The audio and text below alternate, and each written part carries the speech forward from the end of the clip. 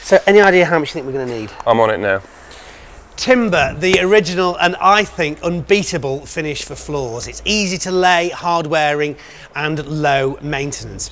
So now I'm going to teach you how to lay a real wood floor. It's a simple process if you know the basics and follow a few tips, which I'm going to teach you. And don't forget, if you miss anything in this video, you can always rewind it or download one of the good ideas leaflets from the Wix website.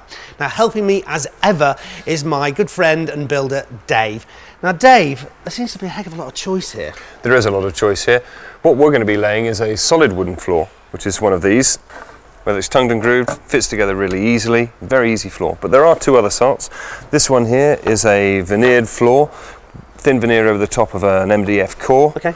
Well, there's this one here, which is an engineering board, which is a much thicker veneer over a ply board, keep it straight and stable. They're all good, they have different wear characteristics, but the solid wood one we've got here is the hardest wearing one.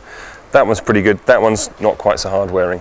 But this is what we're laying, bamboo floor. Any difference in how hard it is to lay any of these different boards? No, they're all really easy. You just need a decent felt underlay for it, which we're going to go to later. But no, they're very, very simple. With a few tools, not a problem. And some good tips. And some good tips. Okay. Trolley's are feet on there. Right.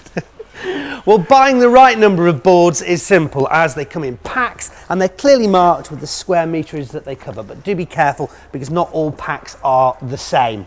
So measure your room and then add 10% for mistakes and also a few extra boards for replacements over the floor's lifetime. Don't worry too much though, because as long as these packs aren't open, you can always bring them back for a refund.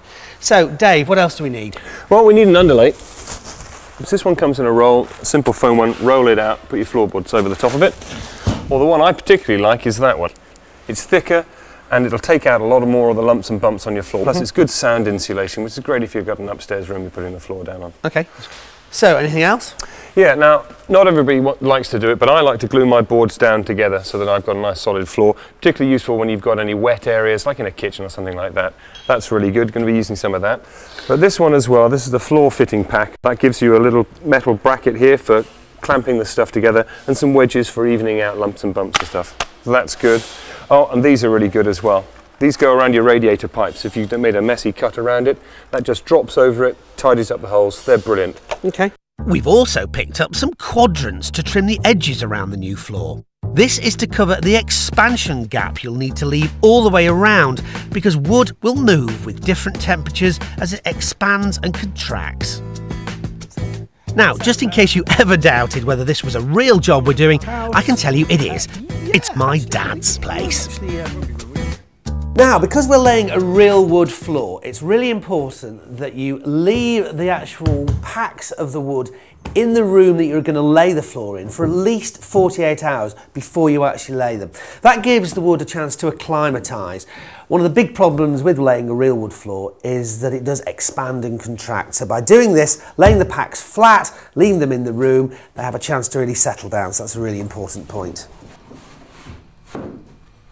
Okay, so start the job with the wall furthest away from the door. And in general, it's better to lay the boards lengthways along the longest part of the room rather than sideways across the room. It looks better that way. As you can see, we've started by laying the under boards, or the felt boards that we bought the other day. How's it going? Yeah, nice easy job, isn't it? Yeah, it's just great. got to remember to put it at 45 degrees so that the joints of the underlay and the joints of the timber floor don't meet up. They don't want to be the same so you don't get a flex on them. Okay. And when you're doing the cutting, save your offcuts, you can use them for infilling around the edges. Okay, great. Well, I guess, are we in a point where we can start laying, or do we do the rest of the room? No, only do half of it, because you're going to end up tripping over the bits and pieces and dinging and denting it. So just do half the room with the felt and then go and start laying your floorboards. And now you can take a well-deserved break.